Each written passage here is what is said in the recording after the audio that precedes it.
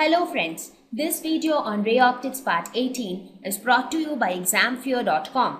No more fear from exam. Please make sure that you have watched all the videos till part 17 before going ahead with part 18. Now let us introduce a term called refractive index. So what is this refractive index? Can you guess something from the term? Because it is always good to guess things from a term so that you do not forget what it means. When I say refractive index, the term refractive itself tells that it is something related to refraction. What does index tells? Index is something which is, when you hear the word index, you feel it is something which tells about measure of something. It measures something, right? So it is basically a measure of bending of light during refraction, because we told that during refraction the light will bend when it enters a different medium. So how much the light will bend, that is governed by the refractive index of the medium. So refractive index is basically a property of the medium. So depending upon the refractive index of a medium, the bending of light will happen, right? So it is, and we can write it in terms of expression. We write it as the ratio of sine of angle of incidence to the sine of angle of refraction. Did you remember something? Just in the previous slide, I told you about Snell's law, which told that sine of angle of incidence by sine of angle of refraction is equal to constant for a specific pair of media and for a specific color, right? So this constant is nothing but refractive index. So refractive index is often denoted by n, or it is sometimes denoted by mu. So depending upon, sometimes at many places you see it is denoted by mu, and at many places you see that it is denoted by n. So this refractive index is always with respect to some other media. Let us suppose if I have two medium, 1 and 2. This is the boundary between the two medium and this is the normal to the boundary. Let us suppose this is a ray of light which is incident on the boundary. After refraction, it bends in this way. So this is the angle of refraction, right? So when I talk about this refractive index, it is always denoted as n/1. That means the refractive index of medium 2 with respect to medium 1, right? So when I say n/1, that means refractive index of medium 2 with respect to the refractive index of medium 1. So refractive index is always with respect to something else, right? So if I say refractive n/1 is refractive index of 2 with respect to 1, we can write it as 1 divided by n/2. That means refractive index of 1 with respect to 2. Because refractive index of 1 with respect to 2 would be n1 by n2, right? So this is refractive index of a medium. You will get better understanding of refractive index as we go ahead and we talk about the optical density of a medium, because their refractive index plays a very important role. Now this refractive index is also defined as the ratio of the velocity of light of a given wavelength in empty space to its velocity in a medium. So what is the velocity of light in empty space? In empty space it is denoted by c, that is 3 into 10 to the power 8 meter per second, and in a medium let us say it is v. So we can say that refractive index is equal to c by v. So this is also a way of defining refractive index of a medium, because in different medium light travels with different velocities, right? So the ratio of the velocity of light in vacuum divided by the velocity in any other medium is defined as the refractive index. So you can see that a refractive index of a medium decides with what velocity light will travel in a particular medium. So therefore, in turn it decides how much light will bend when it enters a particular medium.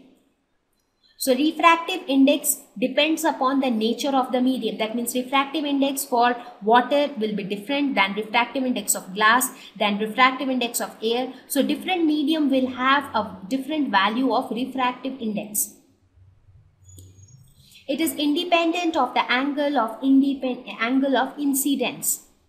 Because as I mentioned, it is a property of the medium. It has nothing to do with the angle of incidence of the light.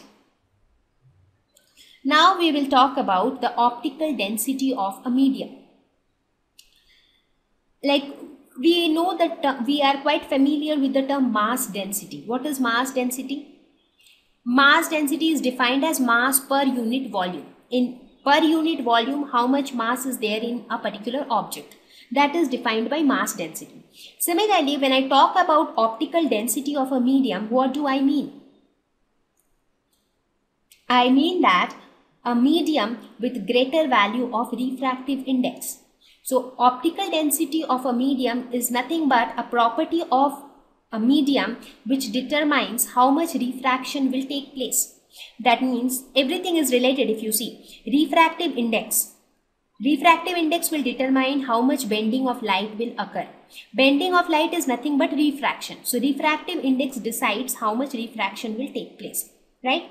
And optical density is again a property which is decided by the refractive index. So optical density is something which will again decide how much refraction will take place. So optical density is directly related to the refractive index.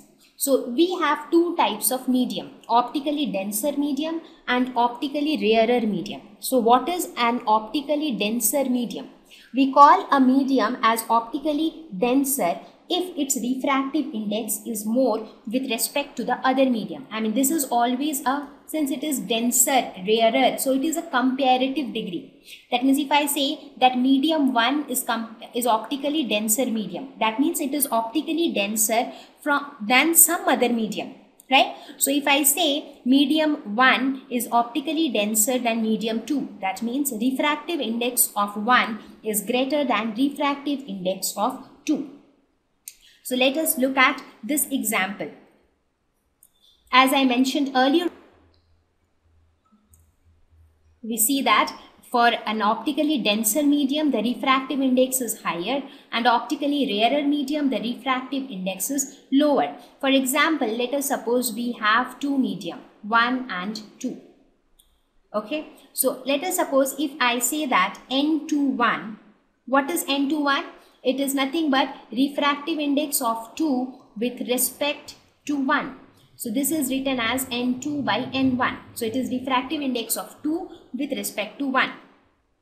If we say that N21 is greater than 1, what does this mean? Which is a rarer medium and which is a denser medium? If N21 is greater than 1, that means N2 by N1 is greater than 1, which implies that N2 is greater than N1. That means refractive index of 2 is greater than refractive index of 1. That means 2 is optically denser and 1 is optically rarer. Right? Similarly, if we say that N21 is less than 1, that would mean that N2 is less than N1. That means refractive index of 2 is less than refractive index of 1. So in that case, 2 will become an optically rarer medium and 1 will become an optically denser medium. Right? So this is how refractive index plays an important role in determining which medium is optically denser and which medium is optically rare. Now, optical density is not at all related to mass density of medium, because when we talk about mass density, it is something of mass density has only to do with mass, the amount of the quantity of matter per unit volume. But when I talk about optical density, it has relation only to refractive index. And refractive index of a particular medium is very specific to that medium. So every medium has a specific refractive index of its own. Let us suppose water has a refractive index of say 1. Let us suppose water has a refractive index of 1.5 and air has refractive index 1. So that means water is a denser medium. Water is a optically denser medium than air.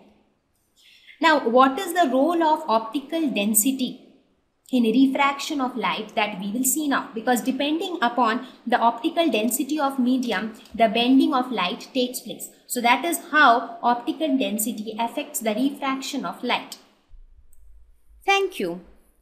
Please visit examfear.com to watch free educational videos, try free online tests, get the best quality study materials, study from the best tutors and mentors, and much more. Thank you once again.